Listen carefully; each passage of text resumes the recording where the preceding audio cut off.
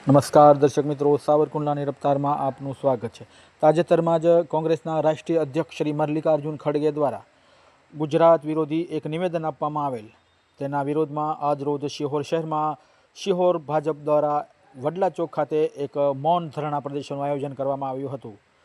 કાર્યક્રમની અંદર પ્રદેશના હોદ્દેદારો, જિલ્લાના હોદ્દેદારશ્રીઓ તેમજ સંગઠનના હોદ્દેદારશ્રીઓ મોટી સંખ્યામાં ઉપસ્થિત રહ્યા હતા। તેમજ આ સમગ્ર ઘટનાને ભાર અને નિંદાપૂર્વક વખોડી કાઢવામાં આવેલી હતી। તેમજ ગુજરાતમાં કોંગ્રેસ વિરોધી માનસિકતા અને રાષ્ટ્રીય અધ્યક્ષના આ નિવેદનને ભારોભાર વખોડી કાઢી અને આ સમગ્ર ગુજરાતનું અપમાન હોવાનું પણ ઉપસ્થિત હોદ્દેદારો દ્વારા જણાવવામાં આવ્યું હતું।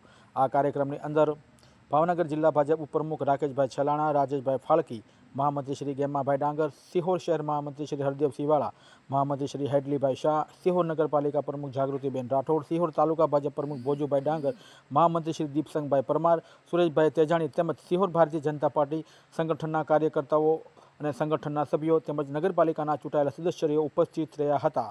Bureau report, સાવરકુંડલાની રફતાર, Sattar Metar, Sihor.